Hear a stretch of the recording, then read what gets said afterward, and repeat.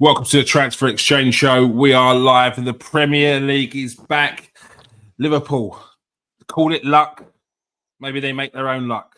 But 2-1 down against Southampton, come back and get that penalty in the 83rd minute. Arsenal back to winning ways of 3-0 victory over Nottingham Forest in what was dubbed as 4th versus 5th, a battle of top four already. And Manchester United, Prem Amorim, in his first game in charge in a 1-1 draw against Ipswich. And Manchester City, 4-0 loss to Tottenham. Now, it was bittersweet for me as an Arsenal fan because I want to see Man City get beat. But against Tottenham, I mean, you take what you can. Well, maybe Liverpool, maybe when they're up against Liverpool, Tottenham could have the same sort of performance that they did against Manchester City. We will see. I'm joined by Garth Lewis, obviously, to talk about Manchester United as he wears his blue kit with pride. And we're joined by Steve Kay. He's here to talk about some latest transfer news as well. And of course, his views on the Arsenal game. Welcome, boys. Good evening. Good evening to everybody and all. Is everyone good? Yeah. Good, mate. Good. It's good to have football back, isn't it? You know, yeah. No internationals now until what is it? Middle of March, which I still think is a ridiculous time to have an international break when you're getting into the nitty gritty sort of like of the end of the season type of thing. Last 5-8 games or whatever. There you go. It's there, isn't it? What's your thoughts on this? There's so many breaks with the internationals. Do you think they just got to do it? Do you think they should do it in a better time, like do it in a more condensed time, like they do with a tournament football in the summer, maybe? How do you think they should be done? Yeah, but there's just too much football, man. There's too much football. Like I've been saying this for a while now. Like as much as I respect the competition, I think we need to get rid of the League Cup as well. We don't need two football. Like we don't need two cups in this country. It's just more games, isn't it? You know what I mean? Like the games, there's too many with the European games. If you're a big team, if you're going for multiple like fronts, you're playing seven. I think we mainly won the treble is 60-something games. Now you're talking 70-something games. You know, like, and then with all the international breaks, it's too much, man. It doesn't need. I've been saying for a while, again, with international, you need to the season, extend the season for 2 weeks, and the last 2 weeks of every season, you play all your international fixtures in, be it mini tournaments that you qualify for the World Cup with, be it whatever. Like, and just that's the best way to do it because, like Steve says, it's dangerous for these players. Last part of the season, last thing you need is if you're going for the title, Saliba goes down, broken ankle, but the chances ruined. You know what I mean? So yeah, sorry, little mini rant there. Too much football. No, I'm not really bothered about it. But what I would say is, we need to calm it down. That we do. I actually agree with Roger. I know some people are like, they earn all this money. They should be. No, I used to be like that as well, but we're getting to silly stages now. We are getting like twice a week, maybe you should be able to do it all season. I don't know. It's getting. And then you got this. When's this Club World Cup, Garth? When's this? That's the end of the season, isn't it? Well, yeah. Is it not? Is it Christmas? Is it the end of the season or is it Christmas? I honestly don't know. End of the season, isn't it? I don't know. Don't take my word for that, but that's when I took it as being. But it's just another thing. From a privileged position as well, though, as an England fan. I mean, I'm not Moldova. Moldova, this is their competition, isn't it? The qualification for the World Cup or the qualification for the Euros. This is more than likely all Moldova fans are getting to see. This is the time they get to see them play England or France or someone. So it is a privileged position, but yeah, I think it's far too much football, man. And yeah, the Club World Cup. Did you see that rule that the FIFA tried to put in? That teams will be punished if they don't play their best squad. How can you determine what the best squad is? Exactly. Who are you? I can't get into it. What you mentioned about the Carabao Cup, Garth. Steve, what's your thoughts on that? Garth says he'd drop the Carabao Cup. What would you do with that? Yeah, I mean, if they did drop it, I mean, I like watching any football. I mean, there's some things that I take more seriously than others. But whenever my team's playing, I want to win that game. But if it's going to mean, I mean, lately we're seeing players go down with, it seems to be a lot more injuries than we've ever seen before. Yeah. And it's certainly impacting teams like especially we've seen Manchester United, especially last season. We've seen Manchester City this season, we've seen Arsenal this season, and it's definitely impacted on not only like the teams and the performances, but our enjoyment of it. So if the League Cup, if it means something's got to go, it's got. I agree with Garth. I think we do have to sort of get rid of the League Cup. I don't think it will go. Do you know what I mean? I don't think it will ever will. Whether they can, do it in some kind of sort of different way, whether they can make it more something to do with the championship sides and the league side, so they can keep it going for that. I don't know, but that's not bad. You make it. I mean, they've got the FA Trophy, ain't they? You make it the Championship Cup or something. Exactly that, like the Football League Cup. I know it's called that anyway, funny, but you know what I mean. Like, it's not at all. It's not a bad shout. I on that, I wouldn't want to get rid of it because I've seen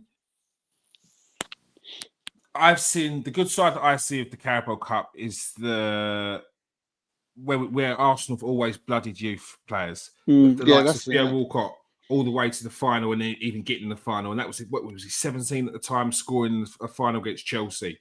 Even this season where we've seen Ethan Nwaneri and Miles Lewis-Skelly get opportunities all the way through and do really well in all the games they've played to the point we saw Ethan Nwaneri the other day. Does he have that sort of confidence if he hasn't had those good games against Bolton and I can't remember who the other one was, but does he have that sort of level of confidence? I don't think he does. So maybe a mix of both, like in the EFL Trophy, is you've got to have the majority of the squad is under 23s and you can only have three players that is first team players. So maybe if we do it that, so it keeps that level of excitement for the smaller teams to be able to face up against Arsenal, Man United, Chelsea, Liverpool, Man City, but we're also still getting to blood and give opportunities for those teams and fringe players that aren't quite getting games. What do you get if you win the European Cup? Is it the Europa League place? Is that the prize? Yeah, you get a Europa League. It's the Conference League, isn't it? Conference League. Is it the conference? Yeah, maybe they should up the prize a little bit, make it a little bit more juicier. But if we're talking on it just on the fact of like injuries and it causing problems, to our teams when it comes down to the Premier League, then maybe they get enough money. Let them just get on with it. What's going on? You're talking someone advocates cutting the league down to 18 teams as well. I would make radical changes to the football to knock some of these games out because there's just too many. And I'd say, listen, top league 18 teams now. It's going to be a 5-team relegation. They're adding it, they're adding all the time. It's like Nations League is new. The new Champions League format is new. The Club World Cup is new, and they're still going to go on their their end of season tours across the world. So, and again, I know they sound silly as well, but these are also. People do need to remember that if you support a big team like Arsenal or Man United, they've got a global fan base. So when Man United go trucking over to South Korea, it's for money as well. But it's because the fan base is there, and these are Man United fans, Arsenal fans, just as good. They want to see their team as well. They want to see. So you can't I saw the Premier League say, well, you keep going away abroad, blah blah blah, at the end of every season. You're not worried about games. It's different. It is different. They make all the money on that, and talking about fans who don't get to see the club. They get to see them. So that is the Premier League have no place to be saying anything about that because, like you said, a part of that global pool is getting money for the Premier League. Like let's not get it twisted. They play part and parcel. Do you know what I mean? Since Man United started going on tours across the world before everyone else, that pool came to the Premier League. So long days are gone since we used to pop off to Austria, weren't it? And I'd love to be able to do that. I'd love to be able to have my first game against Dartford, like I did in Football Manager, so I could win 15-0 and watch it when you score 8 goals. I wish I could do that. Everyone's gone. But it ain't going to work. West Ham are 1 up, by the way. Just so you know. Yeah, Newcastle. Away at Newcastle. Locatelli keeping his job just for now. We'll keep an eye on that. I wonder what the screaming was next door. All right. First and foremost, Garth, Manchester United against Ipswich. First game for new manager Prem Amorim. A 1-1 draw in the end. We saw a slightly different style of football. What was your take on the game? First of all, I think in the end we were lucky to get out of the draw.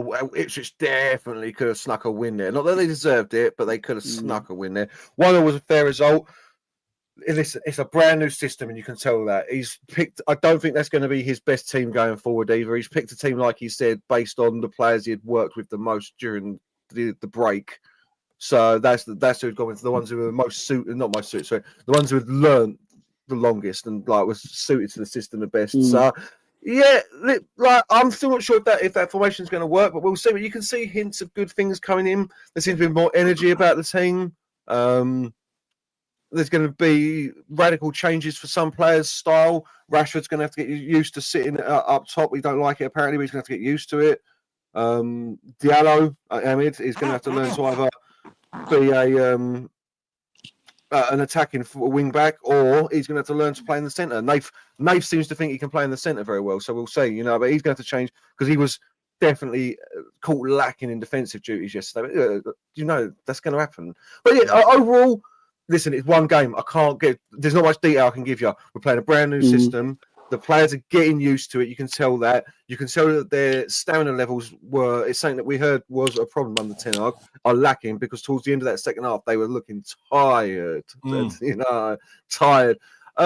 But considering it's only been a week that he's had them, I'm actually quite impressed with how comfortable Man United looks in the brand new formation. Like they didn't look fluid. I'm not saying they look good, but they looked comfortable in their positions. So reasons to be hopeful at the end of the day. Reasons to Rashford scored, which is nice. There's still the same frailties with this Man United team. The weakness when we're off the ball. I said our energy and stamina, and the fact that we're too easy to cut through. We're far too easy to cut through. But all in all, pluses is what I'll say there, mate. That's what I'm feeling. I'm feeling slightly confident that he's going to get a job done. Yeah, it's not going to change overnight. It's going to take time, especially the way he wants to play. I think the encouraging signs, I think I saw, what I've seen amongst the fan base is a lot of excitement about little things, especially when people are looking over the training. Like when you've seen your team seen things in your team that frustrate you, like the simple basics, like not having that stamina for a full match, not being able to put it in, you're lackluster towards the end.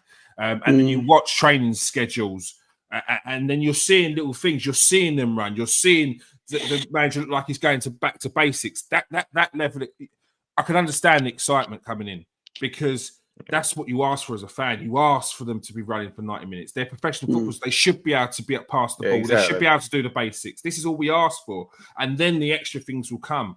It's going to take time, especially when you're talking about the gaps and the frailties, because that's just not a physical thing; it's a mental thing as well. Yeah, we'll have a bit of defence, hopefully. Like I was thinking this when I was coming just before when I was thinking about the show. Lenny Euro, we haven't seen him yet. Man United fans, we've actually got reasons to be hopeful. Now, don't say expecting, hopeful that this kid's going to be something special. Because of the reputation that he's come with and the fee surrounding like that backs that as well. Like, so you're hoping that the defence is going to look like Martinez, De Ligt, and Euro, and you're hoping that Euro is going to be the player that we think he is. Reasons to be hopeful. This is what I mean. There's a number of things that, like you're saying, seeing the energy, seeing the training session, like they're actually enjoying it. The reasons to be hopeful.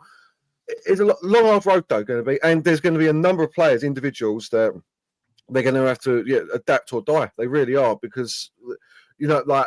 I made a stirring defence of Højlund a couple of weeks on this show, but he's going to have to sort himself. Hopefully, Amorim can get something out of him because there's no position for him in this team if he can't hold the ball up. If he can't hold the ball up, then he's done in this team. He really is. Same for Garnacho. Garnacho's going to have to relearn how to play football. Like, still keep his explosive raw talent, but he's got to relearn his position.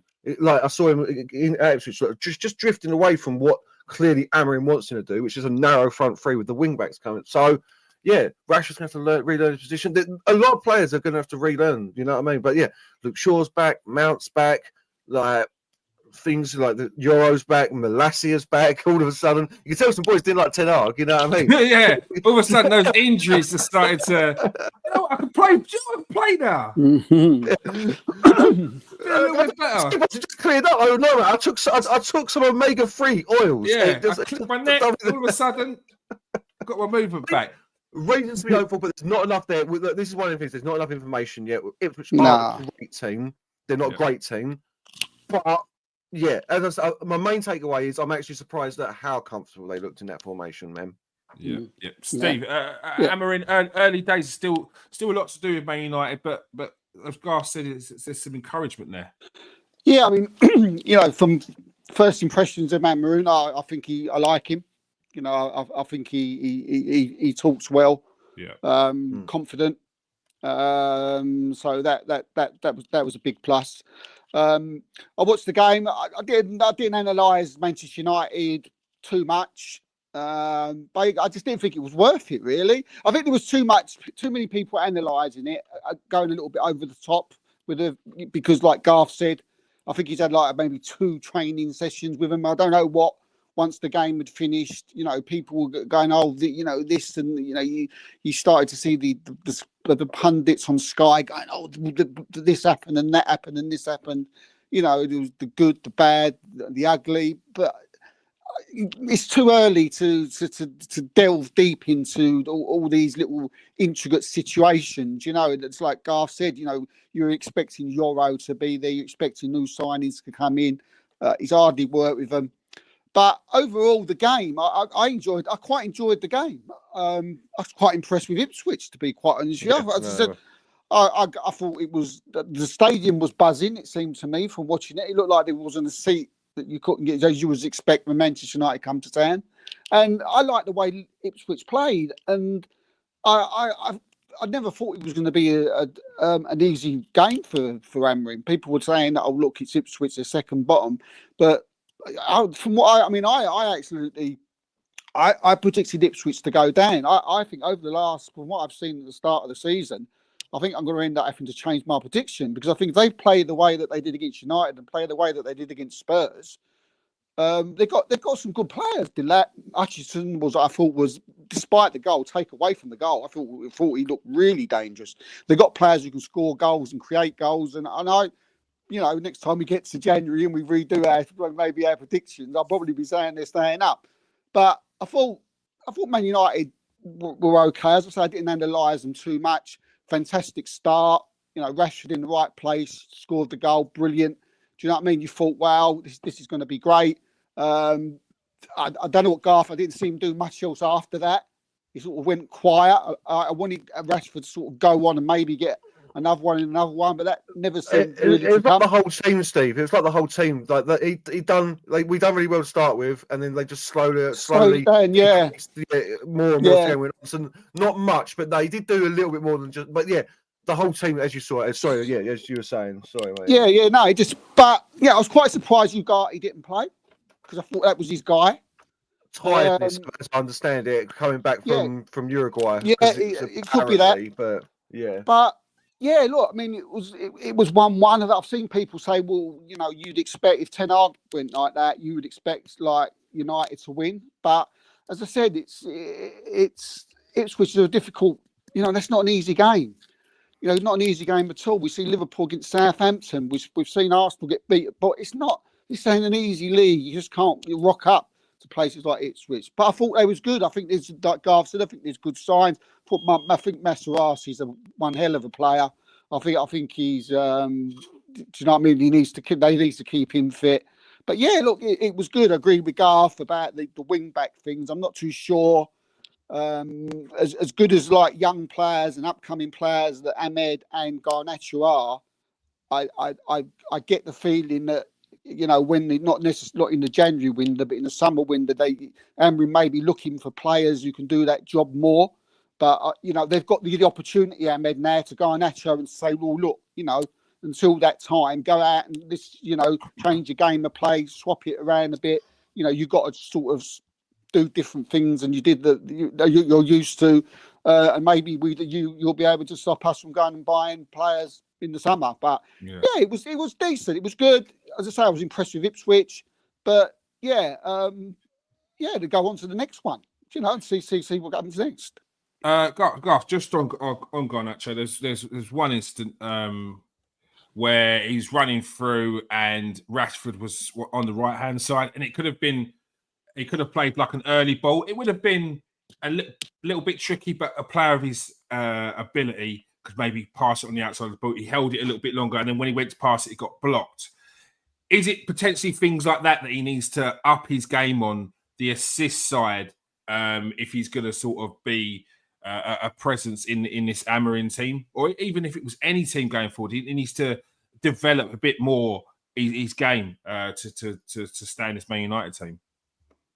Yeah, I mean, I've been saying it for a while. He needs to develop like that anyway. It's not so much that I don't need to see the numbers. It's his decision making. Twice in that game, he made a very bad. It's his decision making is poor. It's what it comes down to. So hopefully, Amorim can get around him. And this is the one thing that a lot of people said about tonight. He didn't improve players. So yeah, hopefully, Amorim and his new coaches can improve Garnacho. Because if he gets his decision making up just by 50%, he'll be a hell of a better player than he is at the moment.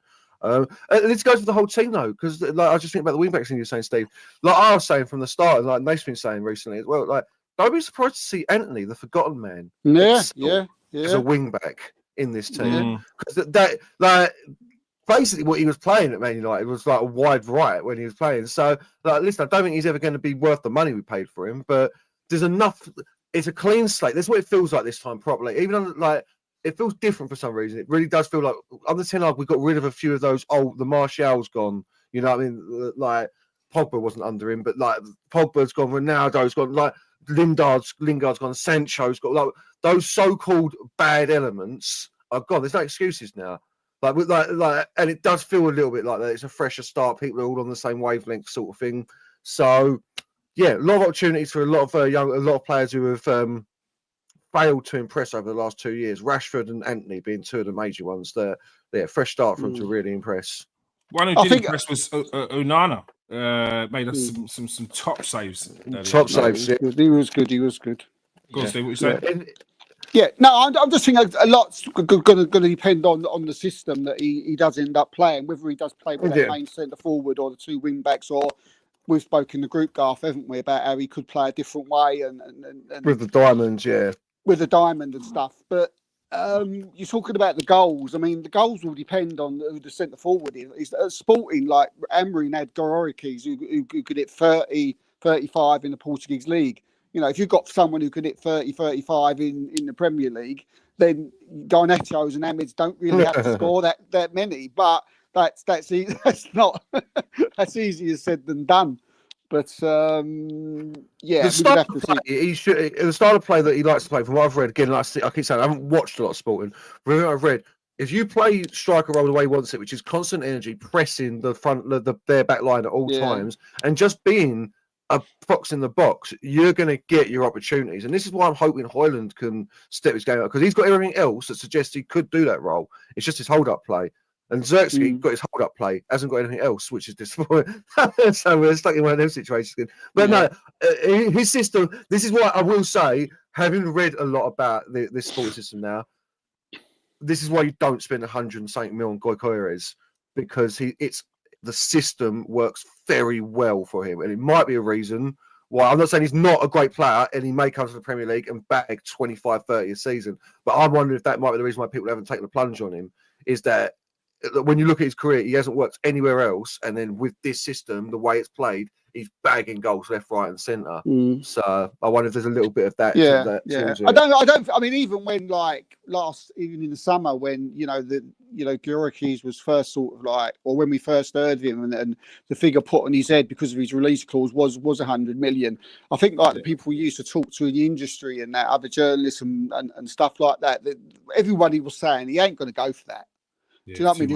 There's no one in their right mind is going to pay 100 million for someone if he scored 60 goals in the Portuguese league. No one's paying it. You say people get desperate, don't they? That people do that come it happens, don't it? that was last year as well. He's been bagging since then. I think in the market as it is now, I mean, I don't know his contract, but if he's got any more than 2 years on it, I don't think you're seeing him move for less than 90 mil. I know I'm on a tangent. Yeah, like 90 mil minimum surely for him. I think that's what it is. But what we're seeing more recently is we're seeing people like sort of try and stay away from those sort of players, like, and then just let it ride out. The next thing you know, they'll be at a Newcastle. Like, they don't get bought by the big club because no one wants to take that risk on them. And then by the time that they are available, maybe someone else has got a replacement or someone different. So then you get these other clubs, the Villas, the Newcastles, that end up buying these players. So we will see. A lot will be down to Gikoris as well. You know, whether he puts pressure on the when you've got release calls, you can put pressure on your on people to sort of cut that release calls, and you know, they're not necessarily as binding as what people think. You know, and how much pressure does he need to put in? He's playing in a team. He's doing well. He's playing in the Champions League this season. There's no rush for him to make any move in January. So just enjoy your season. Interesting quote from him. Was it the weekend that he said, "Wherever I go, I want to play. I need to play." Yeah, so that's interesting. And that says a lot. So he's got to be a star. That doesn't surprise me. He's 26, isn't he? 27. Yeah. So of course, and he's already done it. He's already been on the bench at Brighton. He's already sat out and watched it in the top leagues. He don't want to come over to England and sit on the bench again.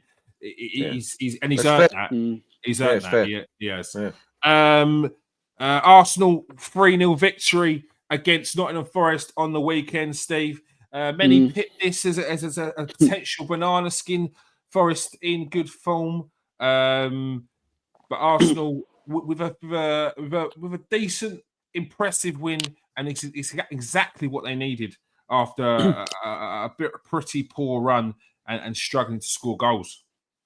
Yeah, it was better, weren't it? It was better. It was. I'm not getting carried away. Do you know what I mean? We've just been on a terrible run of like four sort of games without winning, and we've won this one. So yeah, look, you know, now we need to go. Now we need to go on a run.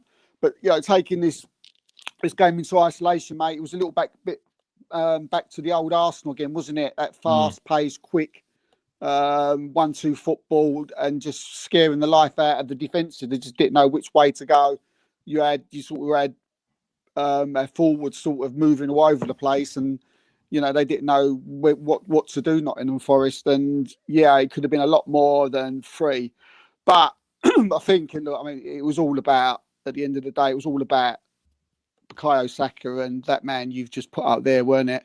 I mean, absolutely outstanding, those two in that game. Just off the charts, off the charts. And we spoke about him last week, but Martin Odegaard, I mean, what can you say about him? He just, obviously, I watch him closely, mostly every week, but I don't know whether it was this week. I just made a point of watching him extra closely. It's because you missed him. It's because you missed him. I think it was. I think it was. It's because you missed him. It's like, those about it, mate. It's clear as day. It's like, if it was player game, I would have had it on a split screen. Stroking the TV. But he's an amazing footballer, isn't he? I mean, honestly. He hasn't got a position, is he? Do you know what I mean? He was like, he has that freedom. He does have that freedom. He picks the times in that game, especially against Forest, that he picks the ball up in the 6.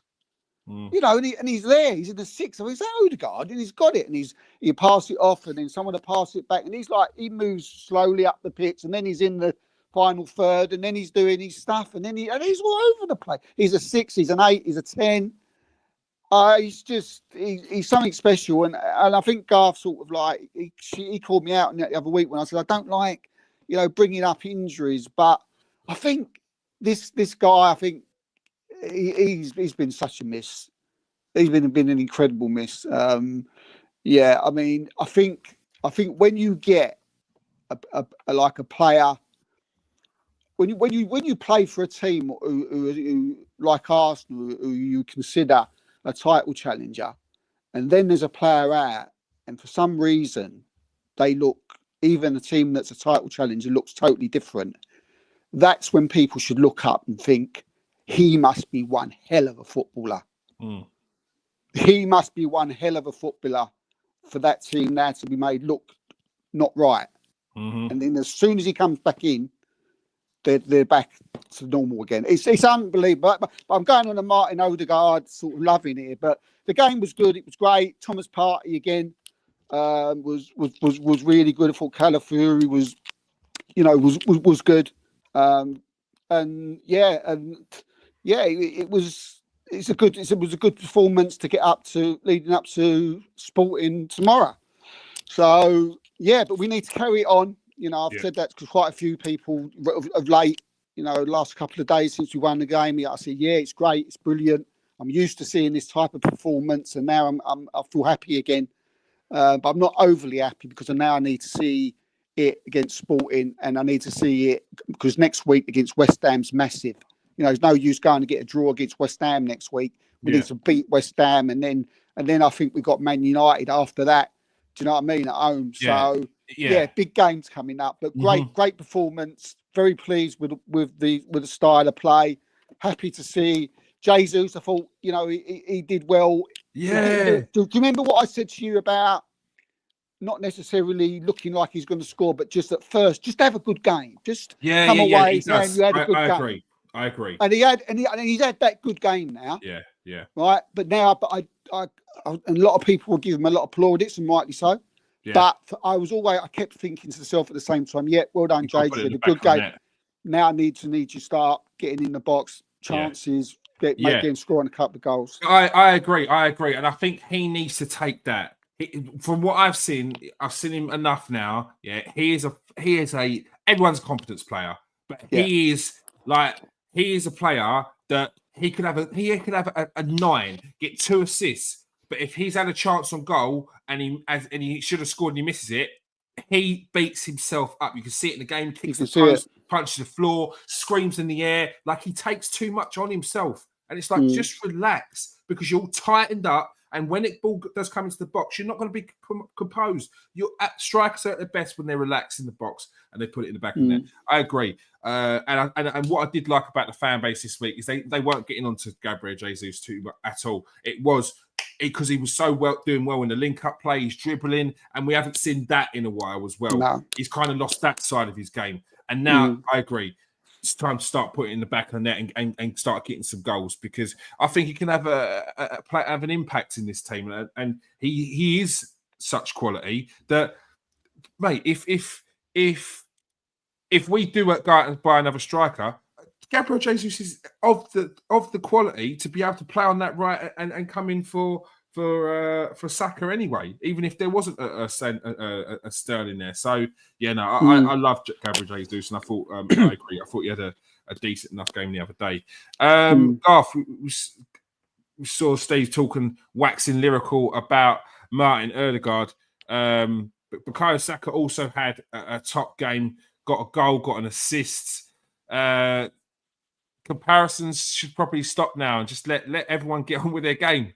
Let everyone, obviously, comparisons are still going to happen, but don't say it, Keys. Don't say it. I'm not going to say it. I'm not going to mention it. Keith Gillespie. I'm not going to mention their names. I'm not going to mention their names. Like comparing him to Gillespie. Is that what we're doing here? No, we're Keith Gillespie. We're not comparing him to Keith Gillespie. We're not comparing him to Keith Gillespie. I'm just saying, let everyone play their game. Let these youngsters develop because we love them all.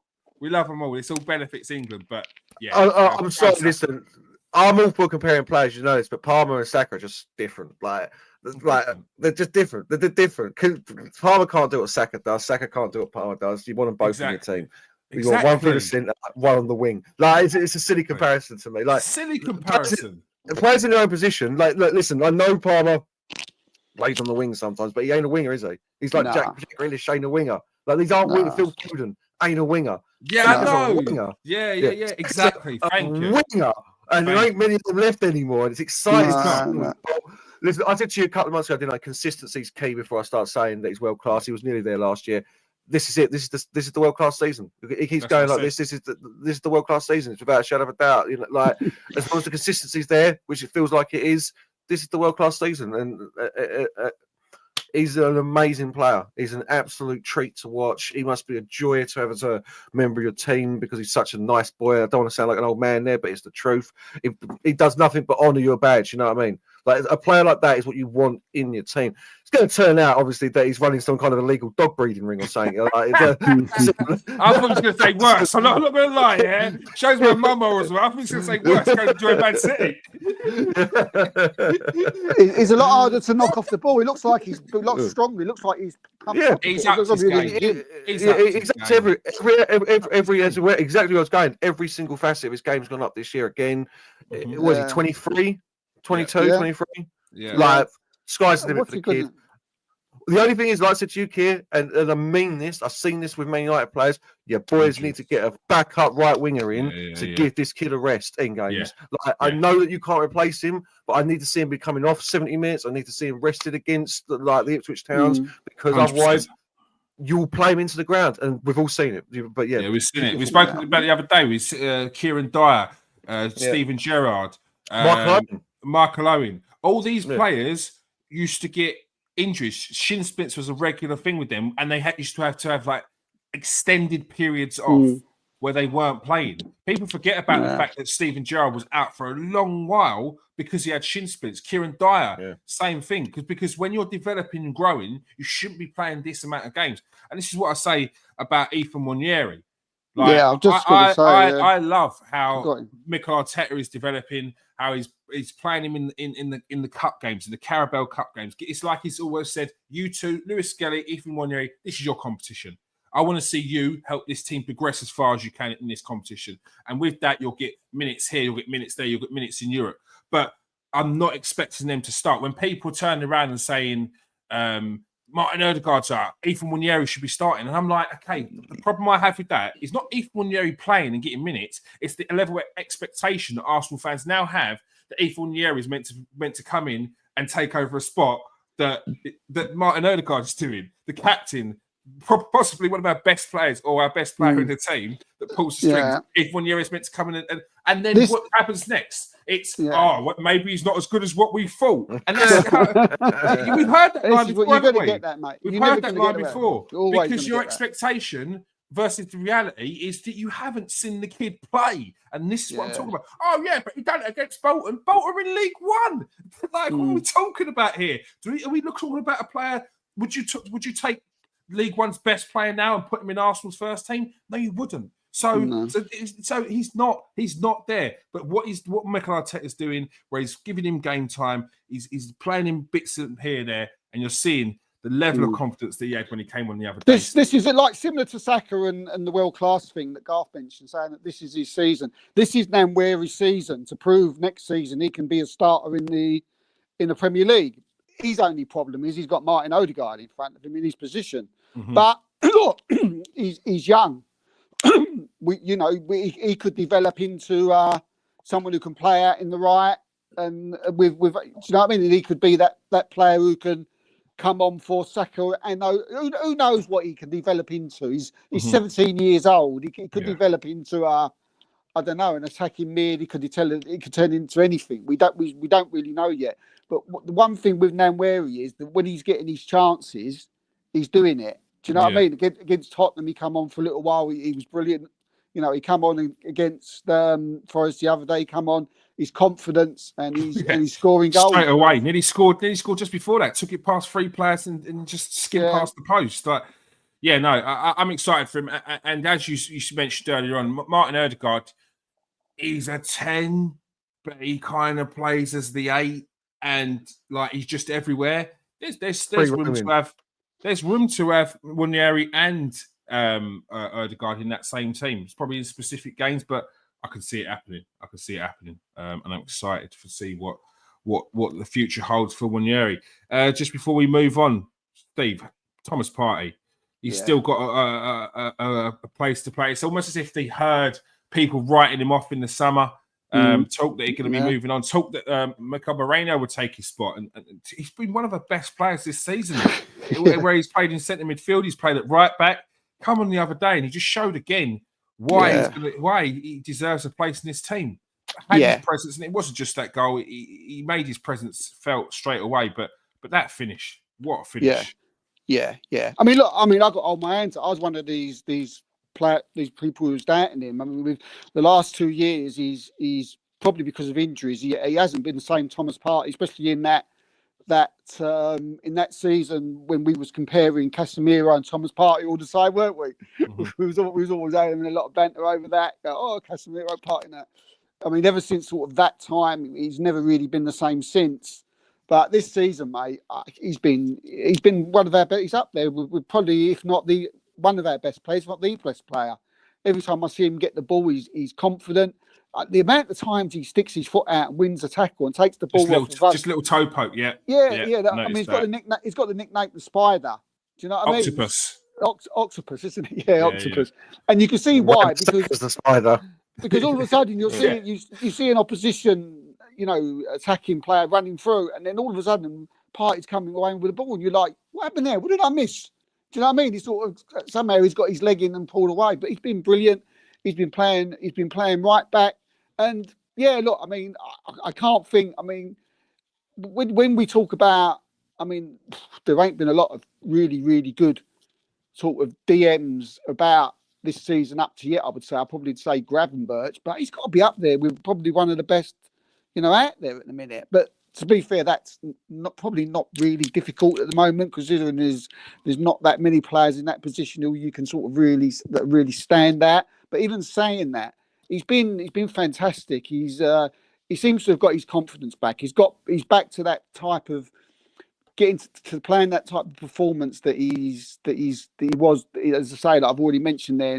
When Manchester United and Arsenal were sort of having those little conversations about the Casemiro thing. But yeah, look, I mean, big up to him, mate. I mean, to come back from adversity, from injury, and all sorts of things that he was getting accused of as well, which he was bang out of order.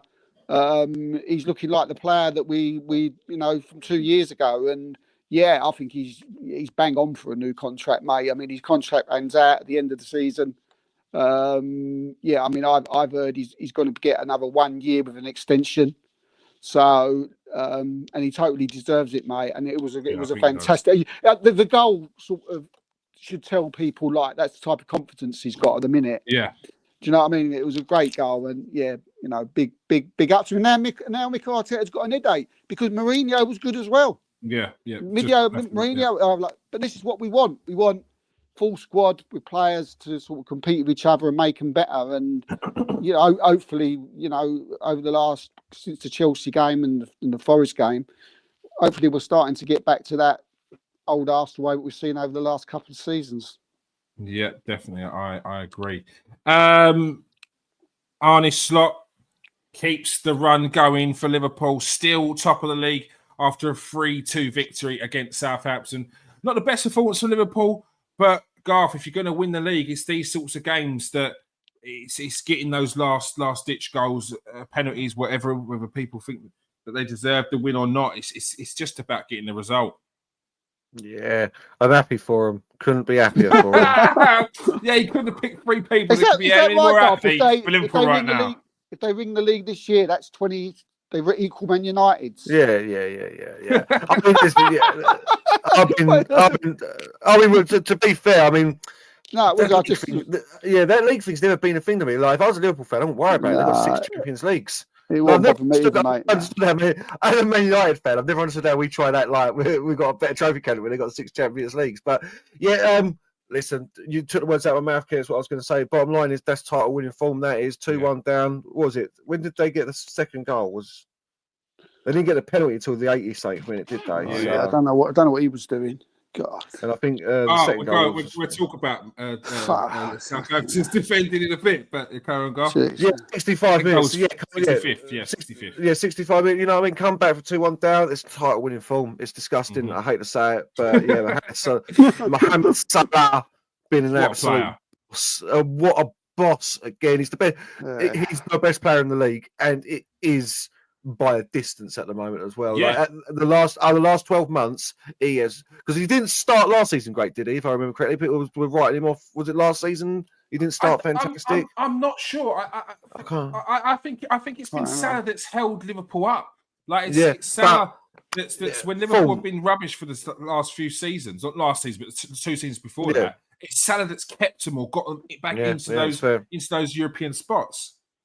So I mean, but best player. I know we were talking about last week, Steve, or the week before, and I get your point about the Liverpool financial structure, the this, the that. I understand it all completely, and you are right. But Liverpool will be mad to not sign him up to whatever he wants. They'll be mad. Because you're just not getting. He's not happy though, Garth, is he? He's not happy, is he? No. See him, well, I get it. Like you think about it, something going on. There is something going on. Yeah. If he wants to stay at Liverpool, if he does want to stay there, and this is what they're doing, you've got to be like, lads, I've been your best player for 10 years. Like literally, like everything good about you is me.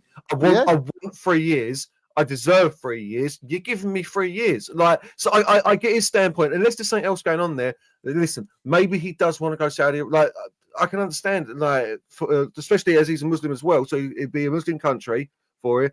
The money's going to be disgusting. The weather definitely going to be better than Liverpool. You know what I mean? Like, he's an Egyptian in the day. He ain't seen sun in 8 years. Like, he hasn't seen the sun. He's in Liverpool as well.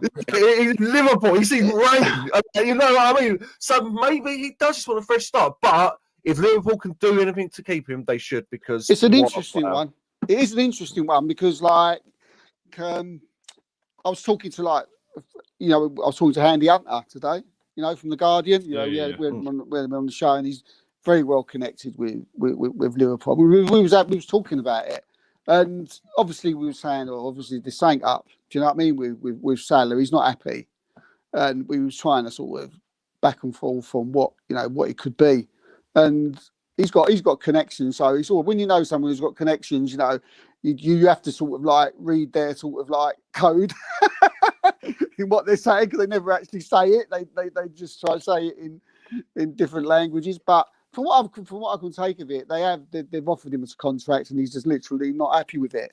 And we was trying to work out why. And one of the things that did come up is that there's a possibility that a bid has came in from Saudi Arabia, and Liverpool are like, do you know what I mean? It's maybe a bit too good to turn down. Is it the end of the season? Is it the end of the season? His contract's up. He's a free agent end of the season. Then Liverpool got to take the offer. Then if they're not if there's no contract, get some money for him. Get that 40 mil for him, 50 mil, whatever it's going to be. I think it'd be more than that. I think if it's from Saudi, Garth, how much would you be asking for Saudi for a 32-year-old Mohamed Salah? Not that age matters for them. With 6 months on the contract, I think 50. That's where I'd be at, 50. But it's Mohamed Salah. He's one of one. So listen, whatever you can get for him. I mean, if they come in with a 70 mil bid, they've got to rip their arms off and just take it. Like, as stinging as that'll be. Like, if you're not going to sign him, imagine losing him for free 6 months later when you could have got that 70 mil for him. Steve, how do you replace one of the greatest goal scorers, the greatest forwards the Premier League has ever seen? How do you replace that? You can't, mate. He's irreplaceable, isn't he? You're never going to replace a Mo Salah. I mean, I've had conversations with Liverpool. They said, but we never knew we was getting Mo Salah when we bought Mo Salah. There'd be another Mo Salah coming along. I don't know, mate. Okay, you may be right. When Mo Salah came from Roma, we never thought that for 1 minute that we would be looking at one of the best players the world's ever seen. But the most likely scenario is you're not. But you can't replace him, mate. You just got to do the best you can. And this is a subject that you could spend hours on the ifs and buts and could be's and what's going through each other's mind. But I think if I'm Mo Salah, I would be looking at it as, look, I want my 3-year contract. I don't know. Maybe I don't know if he wants an extra wage rise. Maybe he doesn't need the extra wage rise. He earns enough.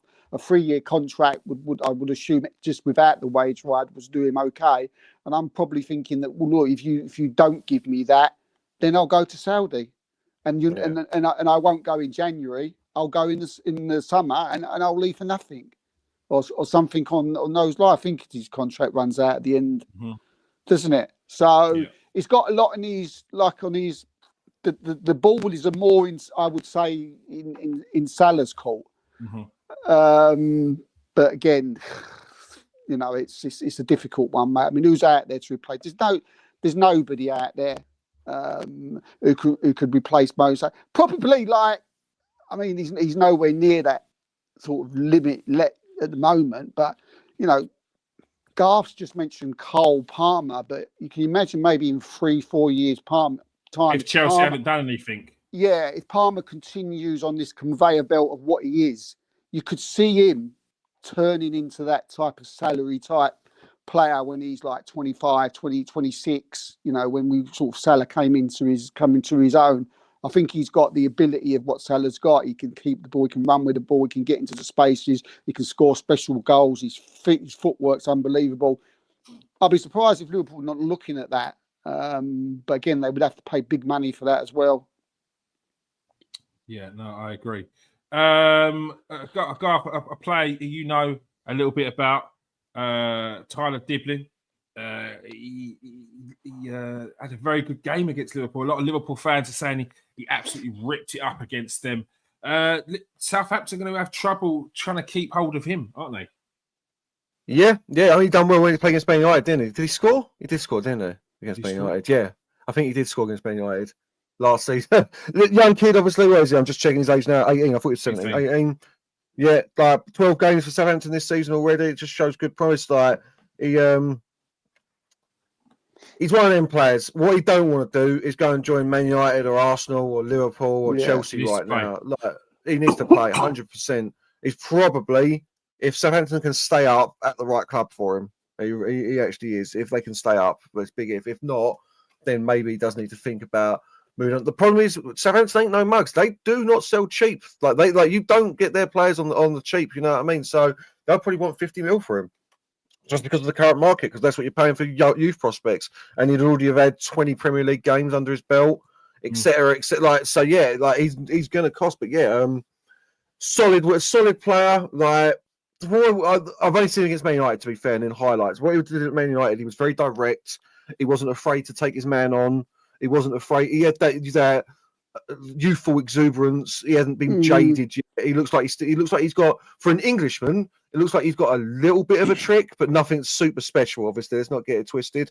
Played at every level of the England schoolboy setup, all the way up to under 21s, and I've heard nothing but decent things about him. So yeah, sky's the limit for the kid. Hopefully, similar to Jack Grealish, isn't he? That does remind you. I know. Yeah, it's a good shout. It's a good shout. Yeah, it's a good shout. Maverick. Yeah. He needs to stay at a club where he's getting minutes. That's what he needs to do. The Villa Grealish, not the Man City. Yeah, of course, Man City was a different job. If he is going to a bigger club, something like a Villa is where it would suit him the best. Something like that, where again minutes aren't going to be. They still ain't going to be getting every minute, but they're not going to be dented. Just don't move to one of the big boys, mate. Don't move to one of the big boys. I would say someone like a Newcastle would be perfect for him, because obviously Villa. They're looking for someone in his position as well. Yeah, because Villa have got Morgan, and I really like the look of Morgan. He's powerful, a bit more less like Diblin. He's more. He's got that in his locker, but Morgan Rogers. But he's got that. He's a unit. And again, I know what you're saying. I always think about how they played against Arsenal, and he was bullying us, like not even like pulling us about. We were hanging off with him. Like he's a big lump, and he's good with his feet. So yeah.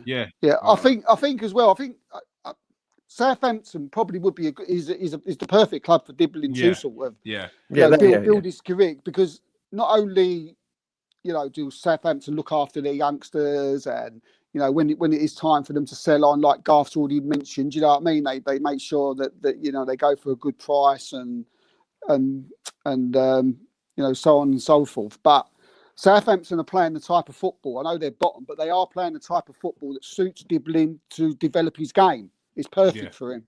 Do you know what I mean? That fast-paced, quick football.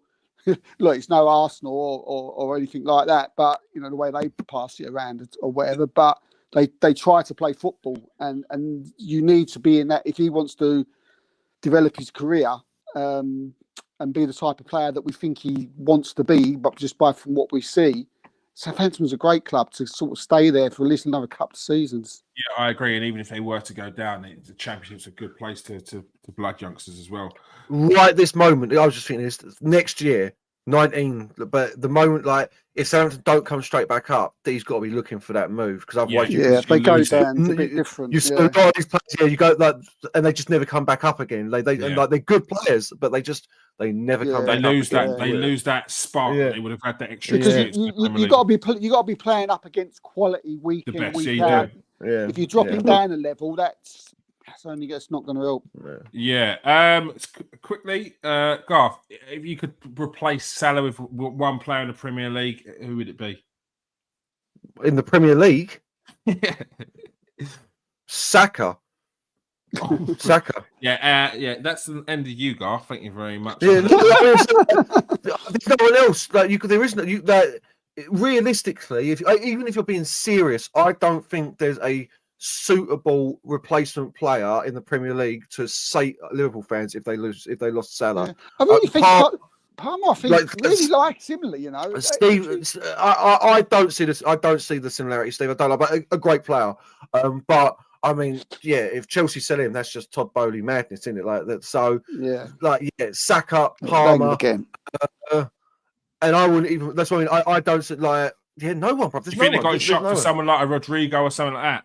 Yeah, seriously. Like, if they can, like, if they I mean, I'm hearing that they're getting Tushimeni in the summer as well. I don't know if you know anything about that, Steve. But we'll get onto the transfers. But I'm seeing a lot of things about. Who is it? Central midfielder potentially go to Real Madrid. And I thought to myself, if they go to Real Madrid, then they're going to need someone. Then someone's got to drop out. Like, Kamavinga. That's what I'm saying.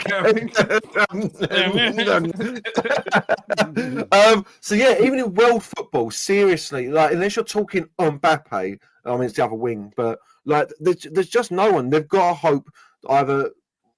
Like I said the other week, they're talking about Marmoush, and that's just a joke. That's like, listen, Valencia was a great servant to Man United, but that's like replacing Cristiano Ronaldo with Antonio Valencia. It just doesn't hit. Like, you're not feeling great about that trade, you know what I'm saying? Like, so, there's no one in the Premier League here, in all honesty. Like I say, Saka, maybe Palmer. And you're not getting either of them. So, there's no one, mate, I can think of. All right. Steve, Man City, dropping points again. What is going on again? Look at the smile on his face. But it's no good, Steve, because it's just they've decided to drop off the season when Liverpool are about. What's going on? And mate, is in a bad way, mate. I've been talking to him during the week, and he's not doing well. Bless him. Not surprising. City dropping points to Tottenham. 4-0 though. 4-0. James Maddison getting 2 goals on his birthday. Lovely finish. I've got to give both of them actually. Very good finishes. Yeah, they got. I keep seeing this, you know, from City fans and other fans and people saying that, if it went this way, if Ireland would have did this, if Ireland would have did that, could have been a different story. What he did, and you got battered. You know, it was when it was simple as that, and no one was more surprised than me.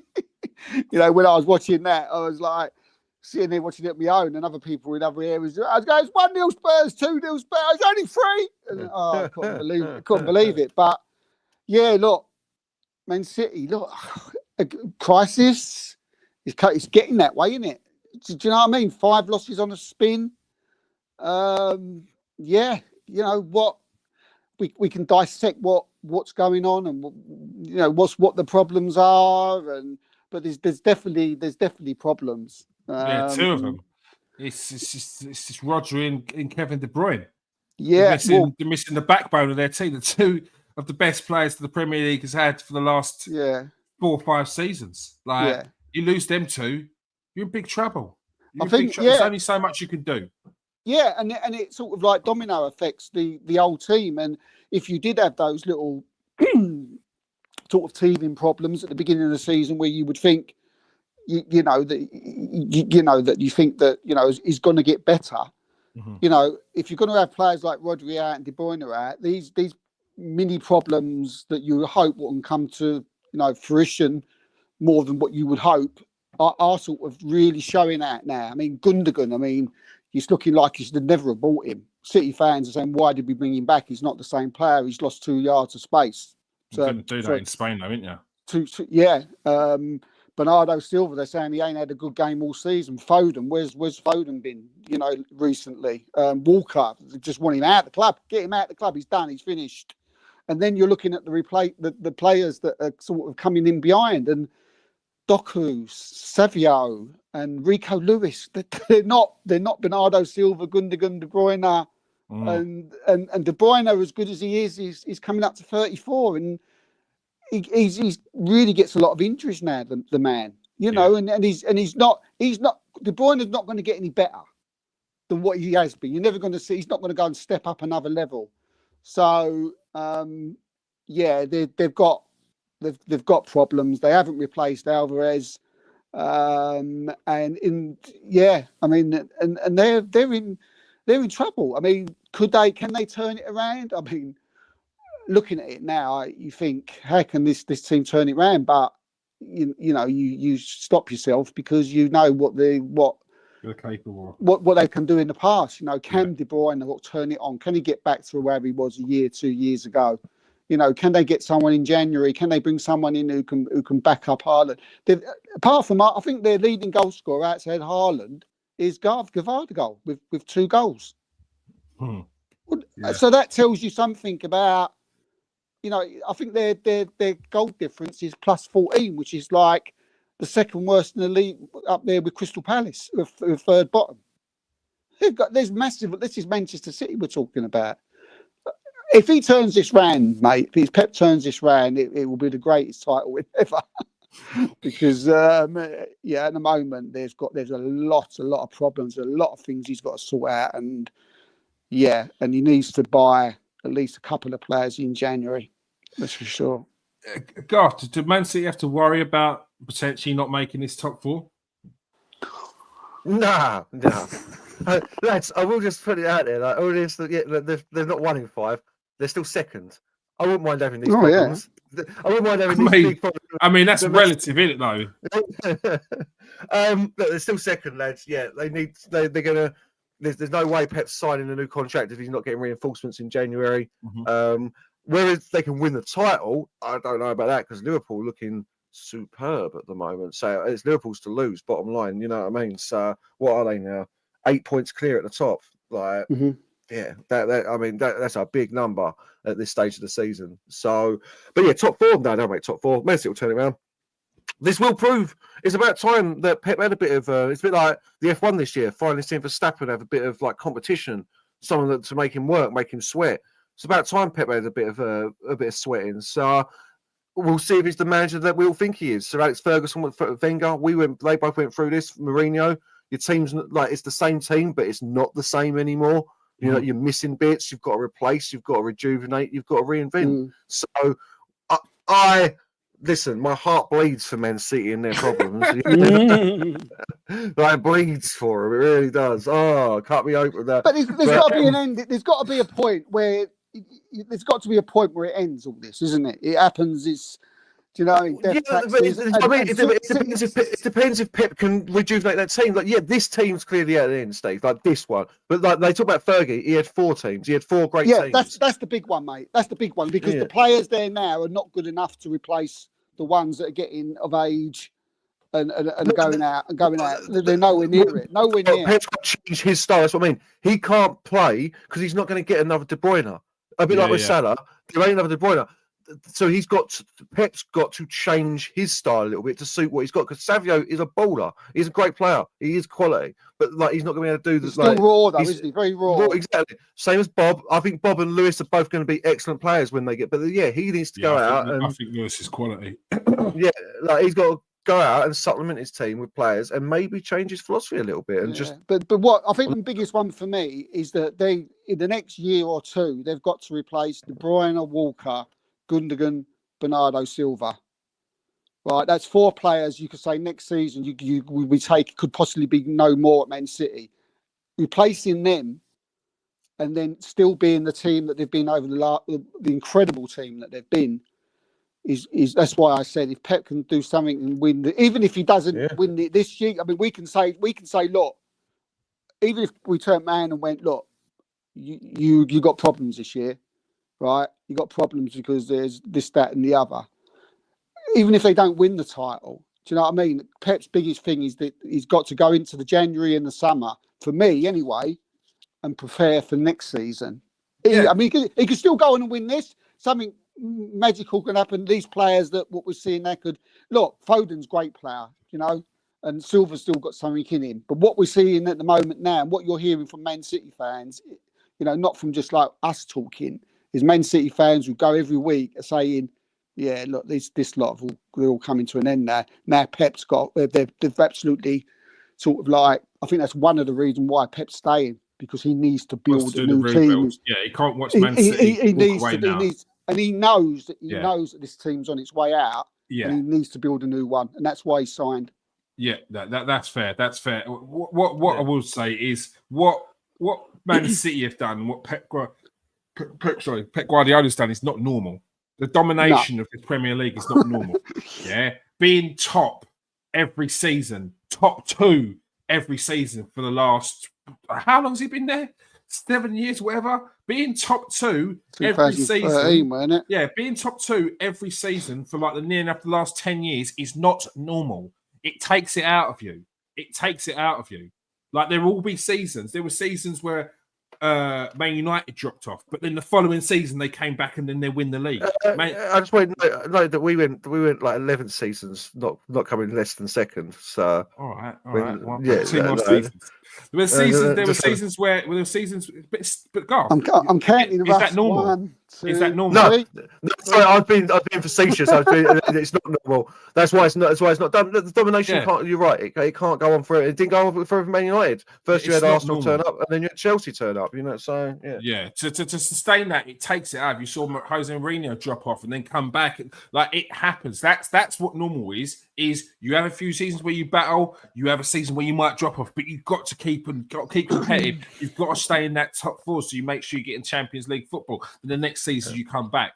These are the important things when you take a look back and you analyse it. So that's the niggle. That's the niggle with us kids. Just as we started to get into that, we was hoping anyway that we was going to get to an era.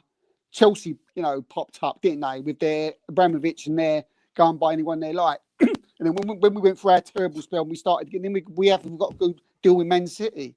Yeah. Do you know what I mean? It's like we won't rehash old wounds, all right? Yeah. We don't need to talk about. You know what I'm talking about the Abramovich era, Steve? What was that about? Bane of my life. The reason why I hate that club. Abramovich era. Chelsea. It's always Chelsea now. Chelsea. Yeah. All right. Let's get on to the Champions League. The transfer news. Rumors are rife at the moment. One of the transfer rumors going around at the moment is that Alexander Isak will be available. Chelsea have joined Arsenal in the hunt for Alexander Isak. 115 million is the fee that has been spoken about. Steve, you know much about the story about Isak? Arsenal seriously interested in him. Chelsea jumping into the ring, even though, to be fair to Nicholas Jackson, I think he's looked good so far this season. Nicholas Jackson. Yeah. I mean, he's Nicholas Jackson's a very good player. So yeah, look, I mean, I wouldn't take too much into this Alexander Isak. I mean, so many things are going to have to come into play. You know, with Arsenal. I mean, you know, I don't think Arsenal, you know, at this moment in time are going to be able to afford, you know, what Newcastle want. You know, that's for another one. I think whatever transfer window that you're, you know, that will have a lot to do with it. You know, whether it's a January or whether it's a summer one. But lots of it's down to the money. It'd be down to departures. It'd be down to the structure of the deal. It's so many different aspects of, you know, that'd have to happen for Arsenal to really get this one over the line. Yeah, I mean, they've been interested with him for quite a while now, mate. So we'll just have to wait and see. But you know, personally, for me, I still think it's a long way off, and I think people are just getting a little bit overexcited. As soon as someone puts something out online, I mean, you get all the Arsenal accounts, you know, sort of spreading. So yeah, it's a done deal. spreading all over deal, X. Yeah. But I mean, I've had conversations today with people about it, and yeah, we're all sort of in the camp of like, yeah, I mean, as far as we're not, yeah, no, there's nothing. If Newcastle are going to want over 100 million, just forget. I've told people before, forget it. Arsenal ain't paying 100 million. Arsenal can't afford 100 million in the summer, unless things like structures come into play. And will Newcastle want to structure a deal where we give them 50 and pay the rest? Probably unlikely, because they will need to replace another version of or Isaac or someone close to him. So yeah, Arsenal will probably have to sell. Yeah, look, I mean, it's certainly nothing for January, and but they like him. There's no doubt about that. They like him, but yeah, people probably just getting a little bit overexcited at the minute. There's a long way to go before anything sort of, gets over the line with this. And I've seen this thing that the Isaac deal will all depend on whoever the next sporting director comes in, and I said that's absolute nonsense. Who are the names being touted? Because I know that with George Campos of PSG was a name that's gone about. His contract runs out at the end of the summer. He's been known for his keen eye for young talent. He was part of one of the players that he brought in at Lille was Gabriel Magalhaes as well. So it'd be interesting to see if there's anything in that. Is there any other names that have been thrown about? Yeah, I mean what is it? Is it the Borussia Dortmund guy? His name's, is it Michael someone? Yeah. Oh, his name's, do you know what I mean? Yeah. They're the only two. Luis Campos, Michael Zorc, yeah, and the guy from PSG. They're the only two names that I've been heard. But Arteta's apparently going to be head of this. He's going to be the one who chooses, or he's going to. Which says a lot about Arteta's position in the team. We knew it was already sort of a. He has his say, but it says a lot if he's picking the director, picking the director of football. Yeah, I think like Edu, mate. I think a lot of people, when Edu we knew that he was going. There was a lot of articles that I read, and they were saying like, Edu was, key to this transfer, key to that transfer, and people I talked to said he wasn't as key as what people may think. Obviously, he'd done a fantastic job getting deals over the line. But most of the transfers, under the Arteta sort of Edu partnership, if you like, was mainly down to Arteta and players wanting to come to Arsenal because of him, not because of Edu. Edu just had a separate job, and his job was to get deals over the line. So, but yeah, Michael Zorc, he could be an excellent candidate. He's very well thought of in the Bundesliga. Hence, so is Campos. So, but at the moment, I wouldn't be surprised if it is one of them two, because I've not really heard anything else at the minute. Maybe someone's working behind the scenes that we don't know about. Who knows? Would you have any preference, whether it be Luis Campos or Michael Zorc? Well,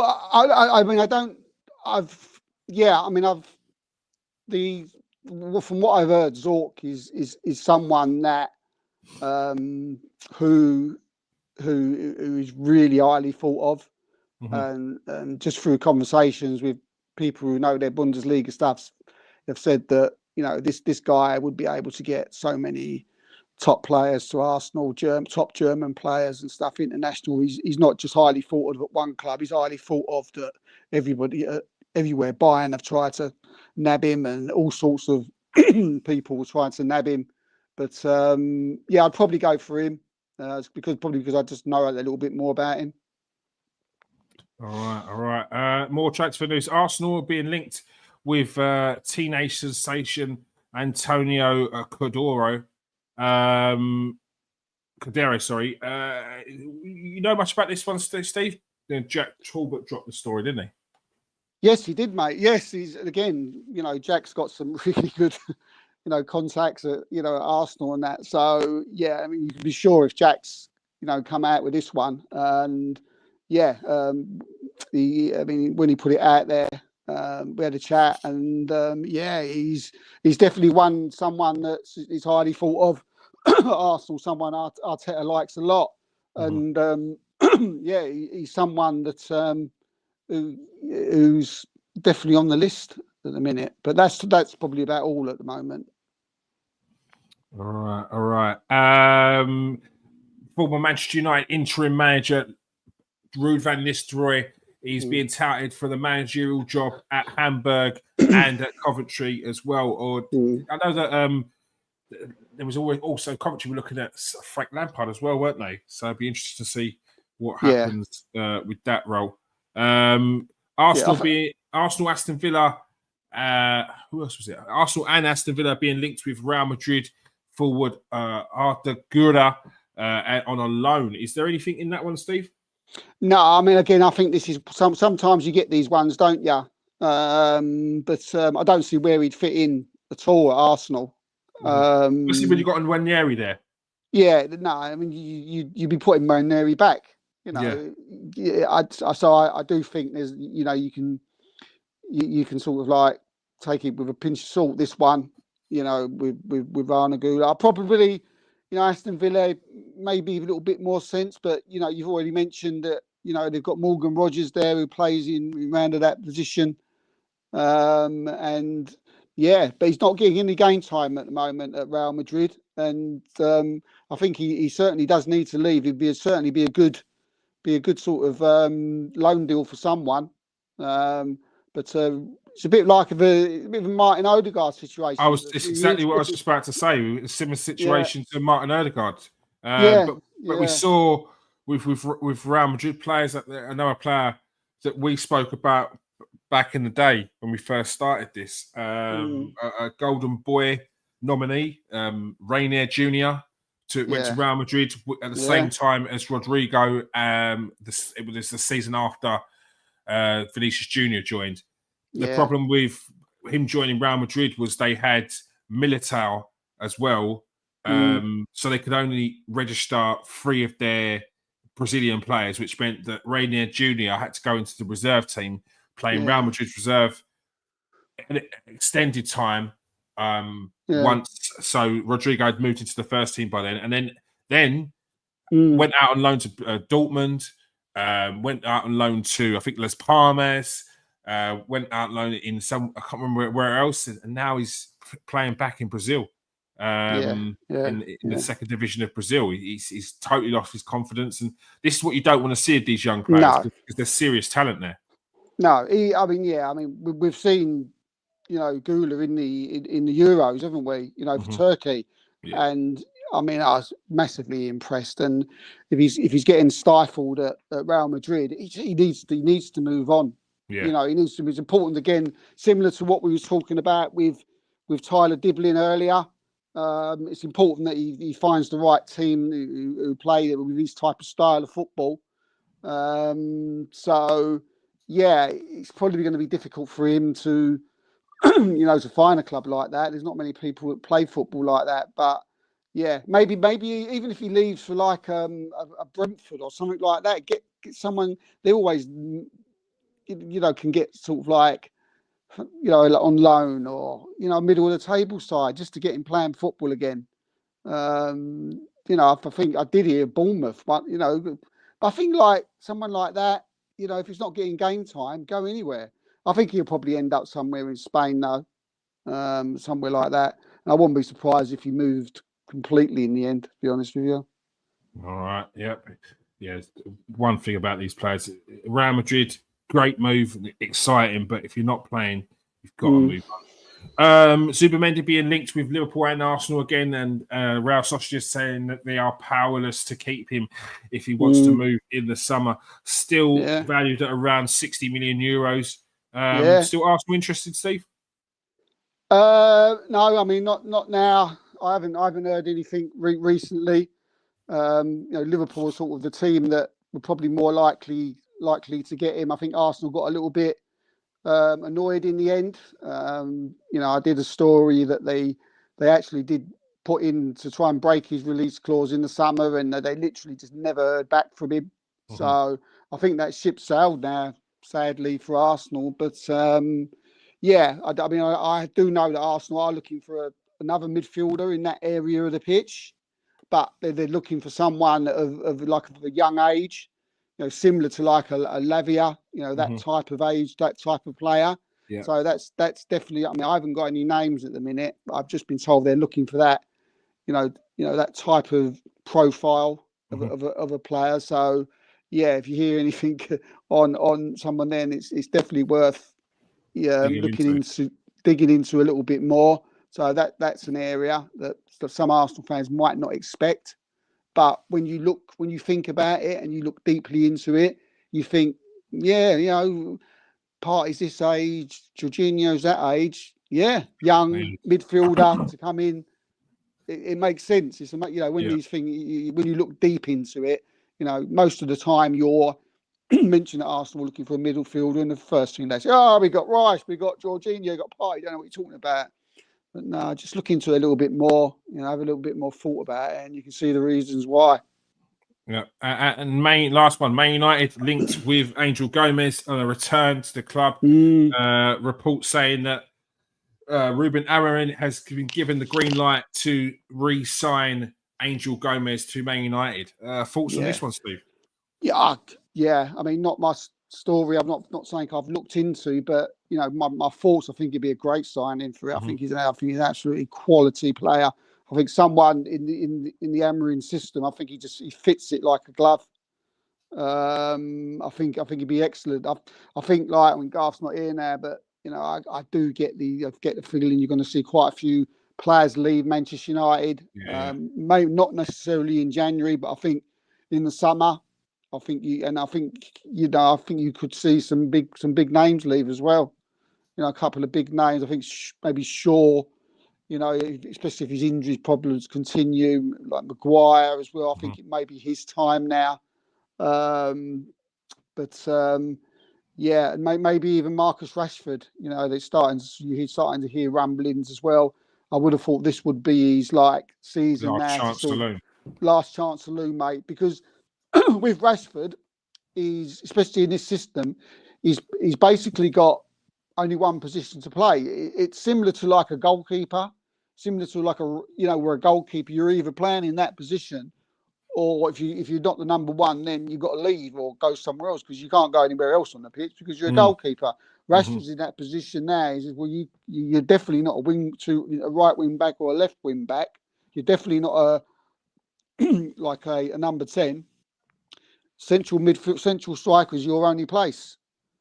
And does he work hard enough? I don't know. I've got me doubts, and that's not anything against Rashford at all. I think that's just a way that if you look at football, we look at the setup of Man United. You look at the way Amorim likes to play. That's the sort of what you get from Marcus Rashford, like what you said, the last saloon for him. Yeah, it is. All right. Any other additional transfer news that you got laying around before we go? No, mate. No. I mean, Arsenal fans might be interested. I had an article just go out about 7:00 tonight. Is that they're bringing through Max Dowman of 14-year-old, 15 in December. There's been a behind the doors friendly sort of, especially for him. That I think they haven't. He's not sort of the only one they've ever done it for. But Arsenal tend to do this. They've done it with them Weary. They've done it for Skilly. They tend to, from what I was told, they pick a player and then they play a number of friendlies, with the first team against another team. So Arteta's bringing him in. He's been in training for about the last month now with the first team. 14 years old. He's meant to be incredibly special. Yeah, I keep hearing a lot about him. Yeah. Yeah, I mean, people were sort of liking him to Kaka. Do you know what I mean? And yeah, and that's the sort of. And I've got someone someone who's close to Arsenal. Let's say source at the club, whose exact words to me was, he is an insane footballer. So one for Arsenal fans there to keep an eye on. But but January's just around the corner, mate. There'll be plenty more. It's going to start. It's going to start getting busy. That's why I introduced some of the transfer talk tonight, because I know this is about the time when you're starting to hear the rumours pop up, and this is where you need to keep an eye on for those rumours, not just for the January transfer window, but those ones that are being teed up for the summer as well. Manchester City, I just remembered one today that I've heard is that they seem to be stepping up their interest in Ederson of Atalanta. Okay, yeah. That's one I had a. He's doing really well this season. A word of a very close friend of both of ours, actually, who's very close to what goes on at Man City. They're looking at him, and he could be the one that comes in January. Okay, apparently he's up for the move. He is, but obviously Atlanta do not want to let him go. From what I'm hearing, he's sort of like he could push for the move, but it's going to be difficult for City. But if anybody can attract a player, maybe Manchester City can. Yeah, definitely. But right. 50 million euros, I heard. So all right, we'll keep an eye out for that one, and you know where to come every Monday for the Transfer Exchange Show. We'll be here tomorrow as well for the Arsenal show, where we'll be digging a little bit deeper into Arsenal's 3-0 victory against Nottingham Forest, and of course the Sporting Champions tomorrow, League. We've got Sporting tomorrow. Sporting tomorrow will not be on tomorrow because we'll be watching Sporting. That is why. We'll be watching Georgies of all people. We will. Yes, we will. Do you know what? I wanted to say it earlier. I just feel like, touch wood, I feel like the timing of everything is just perfect. Amorim leaves Sporting, a very difficult team at home. Arsenal come in their first game without Amorim, or second game without Amorim. Let's see how. I think a managerless Sporting, we might be able to get a win away from home, because they're very difficult, this Sporting team at home. And then Man United, I thought after seeing them the other day, I thought it's going to take a little bit more time at Man United. Perfect timing for Arsenal to get Man United as well. Not down the road. There's no new manager bounce like that. It's going to take time. West Ham, let's not get rid of Lopetegui yet. Yeah, keep him there. And it'll be Arsenal that push him out the door. We don't need no new manager bounces. We need this run. And I think it's perfect timing, especially, and all the way up until the Carabao Cup quarter-final, which I think can give us a real boost if we can get into and we're starting to get, apart from Ben White and Tommy Ashew, we've got full team now back. Fit. So which is good. This is Arsenal. Arsenal really did need it. All right, thank you for joining us tonight, Steve. Cheers, mate. Pleasure.